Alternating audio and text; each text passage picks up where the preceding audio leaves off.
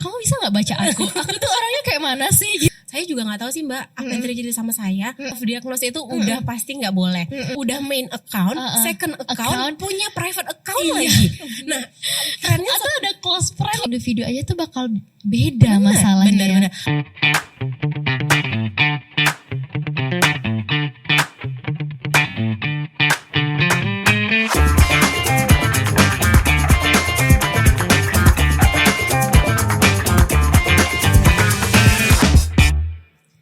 Singgah sebentar di tepi dermaga, perahu menari di ombak yang tak pernah lelah bergerak. Dunia digital boleh riuh di layar kita, tapi kesehatan mental tetap yang paling perlu dijaga dengan penuh kasih dan bijak. Assalamualaikum, halo Sobat Aulia, kembali lagi bersama Echa di podcast Ada Cerita di Aulia. Selamat Hari Raya Idul Fitri 1447 Hijriah. Halo, selamat pagi. Oke, hari ini, di episode kali ini kita akan bincang-bincang tentang kesehatan mental di era digital. Ngomong-ngomong tentang kesehatan mental, fenomena ini menjadi isu krusial di Indonesia. 1 dari 3 remaja di Indonesia dilaporkan mengalami masalah mental. Dan salah satu faktor utamanya adalah media sosial. Yap, kali ini kita akan diskusi langsung dengan seseorang yang ahli di bidangnya, psikolog Aulia Hospital, Mbak Khairunisa Wahda, Magister Psikologi. Say hi to Mbak Nisa. Hai semua, hai Echa, hai sahabat Aulia. Gimana Mbak Nisa, sehat? Alhamdulillah sehat walaupun lagi agak flu dikit kayaknya sisa-sisa lebaran kemarin ya. Oh iya. Kayaknya harus nonton podcast kami yang sebelumnya deh, kondisi kesehatan mental. Banyak tips and triknya ya. Iya benar banget, sama Dokter Muti. Oke, sebelumnya Mbak Nisa aslinya dari mana sih? Kalau aku lahir, tumbuh dan berkembang aslinya tuh di Medan. Iya. Kuliahnya juga kemarin selesai semua profesinya tuh di Medan. Sebelum akhirnya 2024 akhir pindah ke Pekanbaru dan join di Aulia. Magisternya di? Iya, jadi kemarin tuh double degree langsung ambil magister dan profesinya berdampingan di Universitas Sumatera Utara. Oke. Tapi domisili? Sekarang KTP sih masih di Medan. Cuma karena mengurus kepentingan profesi, domisilinya udah diurus semua di Pekanbaru. Bicara tentang psikolog ini menarik banget sih. Apa harus konsul aja langsung ya hari ini ya? Boleh, gratis kayaknya ya. Mungkin boleh langsung daftar. Oh ya, tentang psikolog, mahasiswa psikolog gitu ya. Awal mulanya nih milih jurusan psikolog apa nih Mbak Nisa? Jadi dari awal tuh memang dari kita SMA memang udah tertarik banget di bidang humanitarian. Jadi kayak semua yang berhubungan dengan manusia, komunikasi dengan manusia. Sehingga kalau dulu ya zamannya aku tuh namanya ada SBMPTN, selalu ngambilnya tuh arahnya aku tuh ke psikologi, ilmu komunikasi, hubungan internasional, hal-hal seperti itu. Kemudian setelah semakin mendalami, kayaknya aku lebih semangat lagi untuk belajar tentang manusianya. Sehingga kemarin tuh aku fokus di psikologi dan jadinya linear. Aku S1-nya ngambil psikologi, magisternya ngambil psikologi, baru profesinya juga aku ngambil klinis, psikolog klinis. Karena memang tertarik banget sama dinamika manusianya sendiri di dalam manusianya. Atau kalau ditarik mundur, apa mungkin dari kecil atau dari orang tua, atau katanya juga kalau mahasiswa psikolog ditanya kenapa pingin kuliah psikolog sambil berobat jalan. Sebenarnya jadi istilah berobat jalan tuh muncul tuh karena pasti kita selama kuliah tuh kayak lebih kenal sama diri sendiri kan. Jadi semakin kita belajar tentang manusia sebelum dipraktikan keluar, kita praktikan ke diri sendiri. Jadi bisa tuh dosen di depan layar, di depan kelas bilang, kita belajar hari ini tentang manusia punya unconsciousness. Nah tuh biasanya mahasiswa jadi kayak, aku unconsciousness kok apa ya? Nah itu sih berobat jalan ya. Jadi lebih kenal sama diri sendiri. Dan di psikologi dan kita pasti praktikan sebelum ke orang lain, pasti kan kamunya siap dulu untuk bantu. Nggak mungkin kamu mengisi teko orang lain sebelum teko kamunya penuh gitu. Makanya itulah istilah berobat jalan di dunia psikologi. Terus menarik juga kalau misalnya ketemu sama teman-teman gitu atau kenalan psikolog, pasti kayak yang mahasiswa psikologi langsung dijudge kayak kamu bisa nggak baca aku tuh orangnya kayak mana sih gitu. Baca pikiran baca pikiran agak tipis ya antara psikolog profesional dan juga dukun ya. Agak tipis. Walaupun itu jadinya nggak sama ya Ca, karena kalau di psikologi sendiri kita sebelum masuk ke interpretasinya itu yang kayak membaca orang itu ada yang namanya assessment. Nah kalau kita sendiri di psikologi assessmentnya itu ada tiga hal yang basic banget yang pasti harus dilakukan. Yang pertama itu observasi. Jadi kayak biasanya kita ngelihat orang, kita mau observasi. Kemudian ada proses wawancaranya. Sama kadang tuh dibantu sama tools tes psikologinya. Nah setelah itu semua assessment dilakukan, baru kita rangkum, baru kita bisa nilai orang ini seperti apa. Atau mungkin untuk pasien-pasien yang datang ke kita dengan butuhnya itu treatment kayak konseling atau psikoterapi, baru kita bisa rencanakan, kita bisa atur sendiri kira-kira apa ya bentuk konseling atau bentuk psikoterapi yang cocok untuk dengan dirinya. Jadi nggak serta-merta menebak kayak pertama kali ketemu menurut aku gitu, enggak gitu sih Ca, enggak sih. Agak creepy ya. Agak lebih ketebak-tebak buah manggis gitu. Kalau kita bilangnya. Oh jadi ada langkah-langkahnya. Benar. Apalagi sekarang tuh orang tuh bisa punya banyak persona. Jadi persona yang dia tampilkan di kehidupan nyata sama mungkin di sosmed itu bisa beda Ca. Iya, karena orang itu apa yang ditunjukin keluar itu dia bisa setel kayak aku hari ini mau jadi orang yang seperti apa ya, atau kayak hari ini mau jadi lebih ramah kah, atau mau jadi lebih pendiam, atau mau jadi lebih misterius, karena itu semua persona itu bisa disetel sendiri gitu. Dan apalagi kalau kita lihat sekarang memang ya beda, bisa jadi orang yang interaksi di dunia nyata sama interaksi di dunia media sosialnya itu bisa beda banget, bisa jadi orang yang berbeda ya. Benar banget. Bicara tentang kesehatan mental, ini mental biasanya kalau di medis karena Eca perawat kan biasanya tentang kesehatan fisik gitu kan ya. Benar ceritanya fisik. Kalau menurut Mbak Nisa nih kesehatan mental itu sendiri tuh apa sih gitu dalam tubuh kita ini? Jadi kalau bicaranya udah tentang kesehatan mental, ini tuh udah aplikasi atau campuran dari berbagai hal. Kita cerita tentang perilakunya, kita cerita tentang pikirannya atau kognitifnya, sama kita bicara tentang afektifnya, perasaannya. Jadi kalau kita bicara tentang kesehatan mental itu kita cerita tentang seberapa bagus atau seberapa baik dia berpikirnya, cara berpikirnya atau menafsirkan sesuatu. Bagaimana juga cara dia mengelola perasaannya. Kemudian bagaimana perilaku itu dia tunjukkan. Jadi agak kompleks karena mungkin orang-orang nggak bakal ngelihat kan. Siapa yang bisa ngelihat pola pikir kita? Siapa yang bisa ngelihat cara berpikir seseorang? Benar banget. Siapa yang bisa ngelihat perasaan seseorang sebelum dia tunjukkan perilaku? Nah yang bisa dilihat atau diobservasi kan itu cuma perilakunya.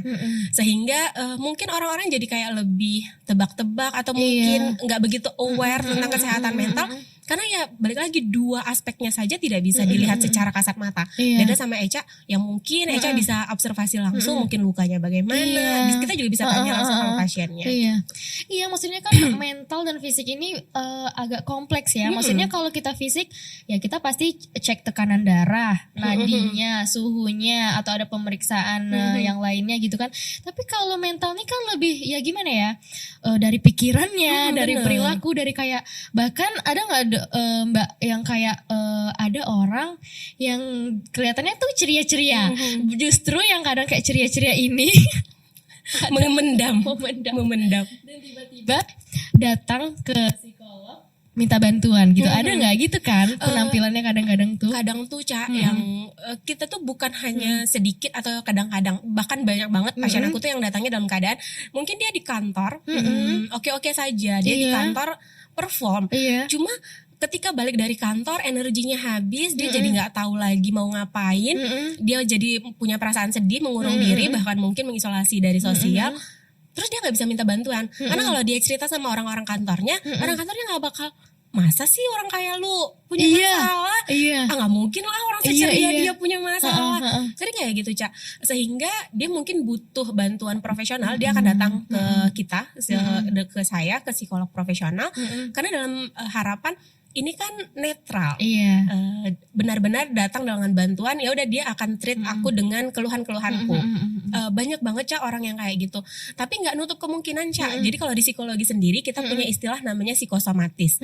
Jadi psikosomatis itu cerita tentang bagaimana tubuh ini. Jadi keadaan misalnya tubuhnya tuh keringat dingin kah, detak jantungnya Mual, meningkat tinggi, mual, pusing. pusing. Itu diakibatkan oleh keadaan psikisnya. Jadi bisa jadi orang yang dalam keadaan tegang, cemas, atau ketakutan, manifestasinya dalam bentuk keringat dingin. Tangannya dingin banget. Padahal suhu nggak dingin, nih anak juga makannya bagus, tapi kok bisa sih tangannya dingin? Atau kayak gini deh, Eca pernah nggak kalau misalnya kalau mau presentasi kok deg-degan banget, bahkan sampai kadang mau jadinya mual. Bahkan sakit perut malah. Nah itu kalau kita sebut namanya psikosomatis. Yang cemas sebenarnya yang takut kan itu psikisnya Eca, tapi berlangsung atau berlanjut lagi ke keadaan fisiknya Eca. Nah, itu. Bicara tentang psikosomatis, yang dibilang normal tuh gimana, yang dibilang abnormal, yang kayak harus butuh bantuan psikolog itu gimana tuh Mbak Nisa? Nah, normal itu akan selalu kami kaitkan dengan keadaan kamu masih bisa handle atau tidak. Kayak kalau dalam keadaan semakin itu mengganggu keseharian kamu atau sudah menimbulkan ketidaknyamanan, itu udah butuh bantuan. The moment kamu nggak bisa lagi tangani sendiri, kamu harus cari bantuan. Memang sering kalau misalnya ada perasaan cemas itu wajar, kamu deg-degan itu wajar. Tapi kalau misalnya dengan deg-degan kamu jadi nggak mau jumpa orang, dengan deg-degan kamu nggak mau ngambil tantangan baru, atau dengan deg-degan kamu jadi tidak pernah mencoba hal-hal baru, nah itu berarti kamu udah butuh bantuan. Nah di situ menentukan keadaan psikis kamu sudah mempengaruhi keseharian kamu belum? Gitu. Begitu itu mempengaruhi, kamu butuh bantuan profesional. Jadi kadang kan kalau misalnya di poli penyakit dalam tuh kan ada yang kayak ya cemas, dia mual, muntah, lebih ke kayak GERD awalnya ya kondisinya tuh. Malah kadang dia sampai nyeri jantung, keringat dingin. Tapi pas diperiksa rekam jantungnya, tanda-tanda vitalnya itu semuanya normal gitu. Jadi kan dokter jadinya curiganya lebih ke suspek ke psikosomatisnya gitu kan. Kalau udah kayak gitu emang harus kita ke psikolog. Harus ke psikolog karena balik lagi treatmentnya itu harus kompleks. Jadi kayak dia dapat dari dokternya juga, dokter spesialis, tapi dapat juga pendampingan dari psikolog klinisnya. Jadi kayak yang tadi deh, aku tuh nggak sedikit ya dapat pasien tuh yang hasil referan dari dokter spesialis penyakit dalam sama dokter saraf. Karena setelah dicek, kalau kita tangani hanya dengan obat, mungkin treatmentnya itu kita nggak bisa. Harus sejalan, harus beriringan. Ketika fisiknya ditreat, psikisnya juga ditreat. Karena banyak yang jadinya mungkin GERD-nya itu kambuh karena cemasnya, atau cemasnya kambuh karena GERD-nya. Nah ini kan kita gambling yang nggak bisa kita pilih hanya treatment psikisnya atau treatment ke fisiknya, tapi harus jalan berdampingan. Oke. Bicara tentang tadi ada orang aslinya ceria atau kita lihatnya di media sosial tuh ceria, tapi ternyata datang ke psikolog. Ini kayaknya media sosial nih agak ada keuntungan dan ada kerugian di era kita ini ya. Maksudnya kan kalau di tahun berapa ya? 80, 90 kayaknya kan belum ada yang kayak media sosial ini kan ya baru Gen Z gitu ya. Kalau milenial sih emang udah ada, tapi kan lebih banyak nih Gen Z. Apalagi tadi yang awalnya Eca bilang kayak 1 dari 3 remaja dilaporkan udah kena masalah mental. Benar. Dan sekarang tuh udah banyak banget istilahnya Mbak yang kayak apa sih bipolar, udah tahu banget kita yang kayak gitu kan. Terus kayak aku nih introvert, aku nih extrovert, aku tuh ambivert, aku nih kayak gini nggak ya, aku nih depresi nggak ya. Jadi kayak sekarang tuh fenomena tuh lebih kayak self diagnose. Itu bahaya nggak sih Mbak Nisa? Self diagnose itu udah pasti nggak boleh. Memang beberapa tahun belakangan tugasnya psikolog tuh memang kita adalah promosi kesehatan. Cuma seiring dengan promosi kesehatan itu, mungkin orang-orang bakalan lebih aware sama jenis-jenis diagnosa yang ada di psikolog klinis, di psikologi klinis. Tapi juga mereka jadinya lebih gampang self diagnose. Apalagi dengan kemudahan sekarang langsung searching aja langsung atau ChatGPT simptom NPD, simptom BPD gitu. Nah, mereka belum lagi dapat diagnosa putus dari profesional, mereka udah langsung self diagnose aja. Itu sih yang nggak boleh. Karena memang mereka jadi kayak mengkait-kaitkan atau bahkan mungkin treatmentnya tidak pas. Karena balik lagi yang boleh mendiagnosa itu hanya profesional, Cak. Terus juga masalah era digital, kita kan belum ada kayak Maksudnya sekarang umur berapa sih dibolehin, kayak anak-anak tuh kan masih bisa ya menggunakan media sosial. Udah ada yang punya Instagram kayak gitu kan. Jadi kalau lihat komentar-komentar apalagi kayak dia selebgram atau apa itu kan cyberbullying kata istilahnya itu bahaya banget ya kan, dampak untuk kesehatan mental di era ini. Benar. Jadi kalau misalnya kita bicara tentang kesehatan mental di era digital, itu gimana tuh Mbak? Nah, itu jadinya lebih kompleks lagi karena kita bukan hanya menjaga tentang pikiran, perilaku dan perasaan kita, tapi juga mengkaitkan dalam penggunaan sosial media. Kita bukan hanya menggunakan sosial media, tapi ada tuh tugas menggunakan dengan keadaan yang baik. Iya. Menggunakan dalam bidang yang positif. Karena kalau hanya menggunakan saja, belum tentu orang itu bisa sehat mental. Iya. Bahkan mungkin bisa terganggu kesehatan mentalnya. Tapi kita bagaimana menggunakan sosial media dan menjadi pribadi yang lebih baik lagi. Terus bicara tentang media sosial sekarang, ya gimana ya, kita nggak mungkin tanpa media sosial yang sekarang kan. Tapi yang memang kita tuh harus apa ya, gimana cara kita mengendali itu, karena kayak oke, contoh lah kita pakai Instagram, terus lihat teman A, teman B lebih sukses, atau kayak ada istilah FOMO, ya kan, kayak ikut-ikutan gitu. Itu gimana tuh menurut Mbak Nisa melihat fenomena saat ini yang FOMO lah, yang ini? Jadi kalau jadi sedikit melenceng nih Ca. Jadi memang pembahasan tentang era digital dan kesehatan mental ini lagi banyak banget dibicarakan. Bahkan Aulia kemarin sendiri juga mengadakan webinar khusus bahkan untuk ibu-ibu menjaga kesehatan mental di era digital. Itu lebih spesifik lagi kan Ca? Iya, lebih spesifik lagi. Dari situ kita bisa lihat bahwa urgensinya ini tuh tinggi. Karena memang faktanya 80% penduduk itu pengguna sosial media Ca. Jadi beda dengan mungkin generasi-generasi sebelumnya atau tahun-tahun sebelumnya. Mungkin dulu kalau Eca ingat kita tuh kalau mau pakai internet ya harus ke warnet dulu, mesti jalan dulu lebih dari rumah pergi ke warnet gitu, kita baru bisa akses internet. Meanwhile sekarang internet itu udah di genggaman kita. Kita bisa akses kapanpun, dimanapun, mau akses sebanyak apapun bisa. Itu kenapa jadinya sekarang orang-orang jadi lebih gampang terpapar karena itu aksesnya jadi lebih cepat. Terus juga kalau tadi bicaranya itu tentang FOMO, karena yang kita lihat Ca, orang-orang tuh posting tuh pasti hal yang baik-baik aja. Iya benar. Pastilah yang mereka posting itu udah filter kesekian Ca, baru boleh naik tuh ke feed. Apalagi kalau sekarang Ca perhatiin trennya adalah anak-anak remaja atau orang-orang tuh bisa punya 2 sampai dengan 3 account. Oh iya, ada second account. Kayak yang publik ya oke, yang baik-baik aja gitu. Udah main account, second account, punya private account lagi. Nah, trennya atau ada close friend-nya lagi. Di close friend lagi.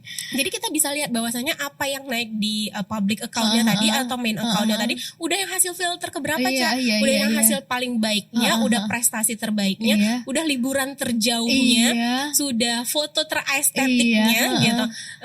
Itu kenapa orang-orang jadi lebih gampang FOMO. Karena meanwhile ketika kita bandingkannya sama kehidupan kita yang 24 jam itu. Ada hari-hari di mana kita tidak tampil cantik mungkin. Ada hari-hari di mana kita lebih memilih pengen di kamar aja deh, nggak pengen coba kafe baru. Sedangkan ketika dia scroll sosmed, dia lihat temennya nyobain kafe baru.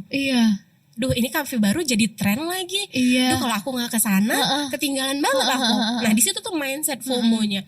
Yang lebih bahaya lagi, Ca, bahkan kalau yang aku perhatiin ya, sekarang tuh yang ikutin tren itu bukan cuma anak-anak muda loh.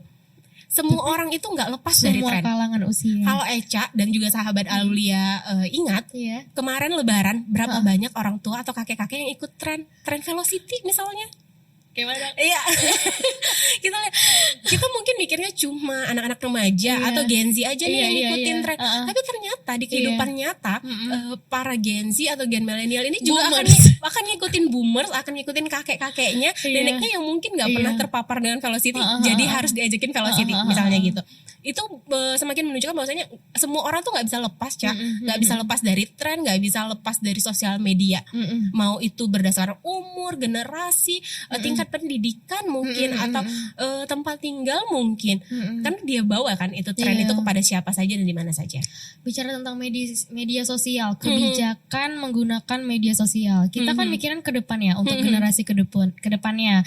Misalnya untuk Sobat Aulia mungkin yang sudah punya anak, ini gimana sih Mbak gimana ya, kita tuh generasi alpha, beta, itu kan udah dari orang tuanya mungkin udah lihat main TikTok, main Instagram. Apa sih tipsnya? Gimana caranya kita bisa menyelamatkan generasi alpha, beta ini nih untuk bijak menggunakan media sosial? Kita sebenarnya kita nggak perlu muluk-muluk mulai dari ketentuan penggunaan sosmed itu umurnya berapa? 17, 18? Ada yang 17, ada yang 13. Orang tua harus strict. Ketika ada sosmed yang harus usia 13 tahun ke atas baru bisa dipakai. Ya hanya 13 tahun ke atas baru punya akun. Kalau misalnya anak-anak, bahkan kalau kita aja, bahkan screen time itu kan ada umur-umurnya. Di umur 2 tahun mungkin dia belum boleh, di umur 3 tahun ada tapi hanya berapa menit gitu. Nah, orang tua tuh harus strict sama itu. Nggak bisa kita bebasin anak ya udah sesukanya aja. Bagaimana teman-temannya di sekolah dan kita membebaskan anak. Kita nggak bisa kayak gitu. Sebenarnya sih kalau gen alpha dan gen beta, kita nggak begitu worry karena orang tua biasanya udah lebih melek. Yang kita susahkan adalah mereka yang anak-anak tumbuh dengan keadaan orang tua kurang teredukasi. Jadi kalau orang tuanya kurang teredukasi, terbebas dari gen apapun, kalau mereka kurang teredukasi, nah itu dampaknya ke anak. Tapi emang bener sih, apalagi kan sekarang tuh Gen Z itu udah jadi orang tua gitu ya. Apalagi bekerja gitu ya. Kadang tuh mau nggak mau memang kasih screen time ke anaknya. Misal kalau di kafe gitu kan, Mbak. Jadi kayak sekarang tuh udah nggak asing lihat anak kecil kayak ya berapa tahun, kayak toddler gitu, udah punya HP sendiri, tab sendiri di mana-mana, langsung kayak nonton aja. Terus dipanggil misalnya kan bagus-bagus gitu, nggak nyaut gitu.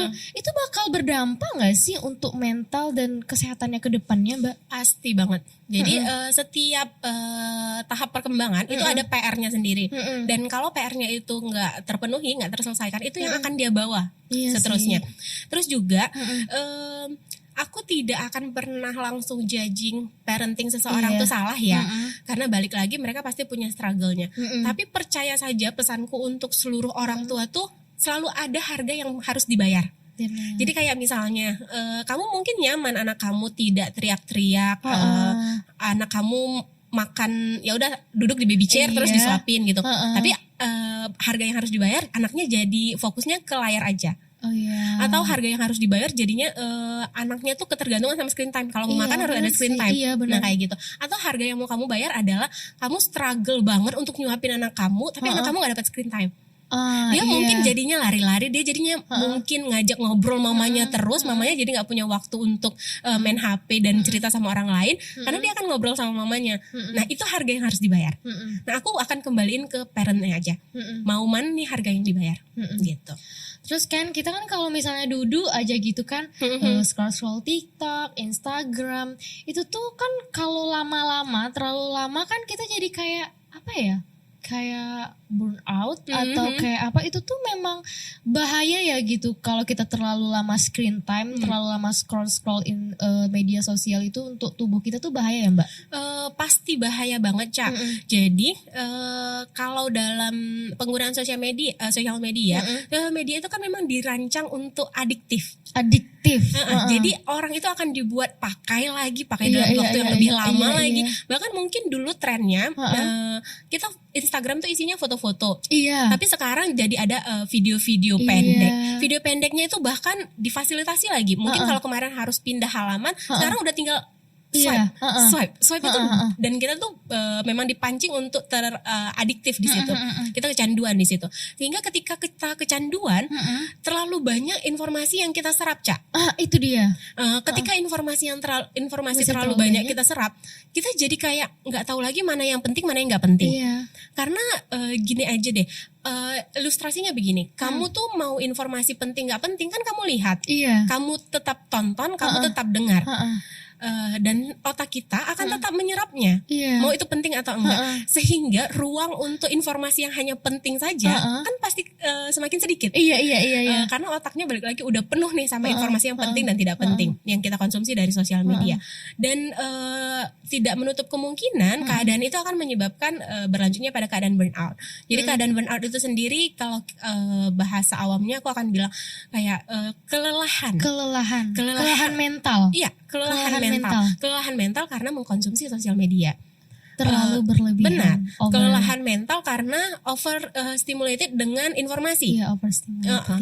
Jadi manusia itu memang harapnya tuh bijak ya. Bijak kayak mana informasi yang mau diserap, mana yang nggak mau diserap. Mana kita membatasi penggunaan sosial media. Kapan juga kita memang mencari informasi di sosial media.